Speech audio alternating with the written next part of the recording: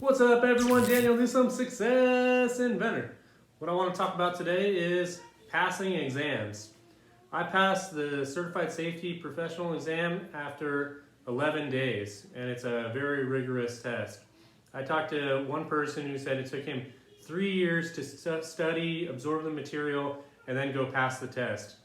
And when I hear things like that, I think, why would you wait 3 years to take a test? I really recommend somebody should study for maybe a couple months and evaluate where they're really at and then go take the test.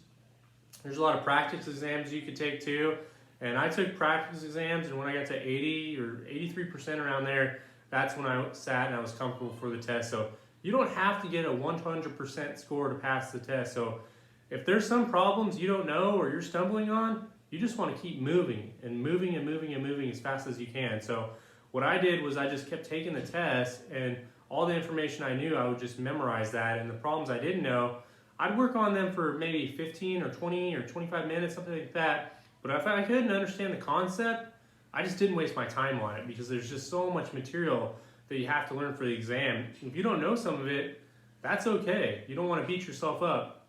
Again, it took me 11 days, and I really kind of believe in the Cram method, and the longer that you're trying to take to actually learn every little piece of information, the farther away you're getting from the beginning. And I had it where I would learn some math problems, and I would even come back after like 2 days and hit those same math problems, and I already forgot them. So it's impossible to remember all the information in there. So definitely cram as much as you can and then go take the exam.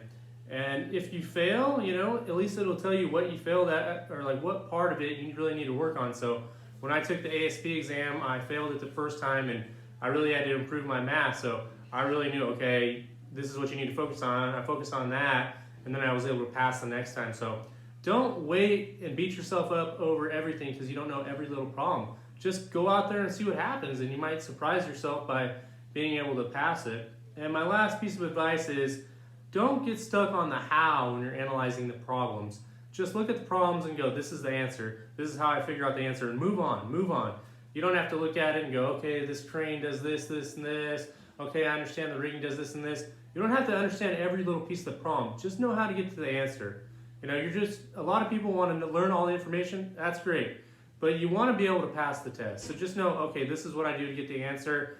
And if after the test you want to go back and really become an expert on that, that's fine. But there's so much material. Just focus on the how and just get the problems done, and just don't get lost in all the little details. You're going to beat yourself up, and like I was saying, it's just going to take too long, and then you're going to forget information, and then you're going to be the guy that takes them 3 years to take and sit for the exam. So that's what I got. Daniel Newsome, Success Inventor. Like and subscribe. Get as much information in you and in your mind as fast as possible, and then go sit for the exam when all the information's fresh. Thanks.